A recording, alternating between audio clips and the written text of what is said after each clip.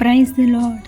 త్రియేక దేవుడును మన సొంత రక్షకుడునైన యేసుక్రీస్తు ప్రభునామంలో మీకు శుభములు, వందనములు. నేటి దిన వాక్య భాగము, నేను నీకు బహుఘనత కలిగజేసేదను. ప్రియులారా, ఈ మాట దేవుడు సెలవిచ్చింది కాదు.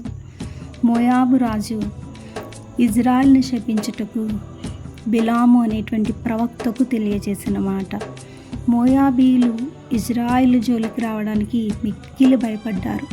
ఎందుకంటే ఇజ్రాయిల్ యొక్క దేవుడు గొప్పవాడు.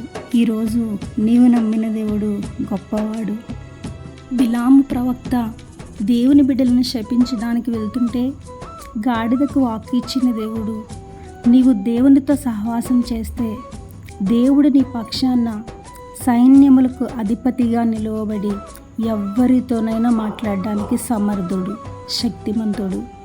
అయితే ఆయన నీకిచ్చే ఘనత మనుషులు నీకిచ్చే ఘనత లాంటిది కాదు. దేవుడు నిన్ను ఘనపరచాలి అంటే దీనురాలు ఎస్తేరును 127 సంస్థానాలకు మహారాణిగా మార్చారు. గొర్రెల కాపరి దావీదును గొప్ప చక్రవర్తిగా మార్చారు. మోసకరి యాకోబును ఇశ్రాయేలుగా మార్చి 12 మంది గోత్రకర్తలకు తండ్రిగా మార్చారు. యేసేను చూడాలనుకున్న జక్కయ్య ఇంటికి గొప్ప రక్షణ ఇచ్చారు. అందుచేత నీ ప్రతి సమయము ఎక్కువగా దేవునితో గడుపు. దేవుడిచ్చే ఘనత చాలా గొప్పది.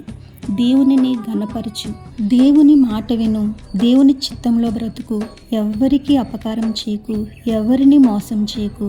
దేవుడు ఇచ్చే ఘనతను పొందుకో. ఆమేన్. దేవుని నుండి ఘనత పొందుకోవాలి అనంటే ఎస్తేరు వలె దీనత్వము కలిగి ప్రార్థించు. దావీదు వలె దేవునిని స్తుతించు. యాకోబు వలె దీవించు వరకు ప్రార్థించు. జక్కయ్య వలె యేసయ్య కొరకు ఆశ కలిగి చూడు. ఈ నీ మాటలు వినిన నీ బిడ్డను దీవించి ఆశీర్వదించి ఘనపరచండి తండ్రి.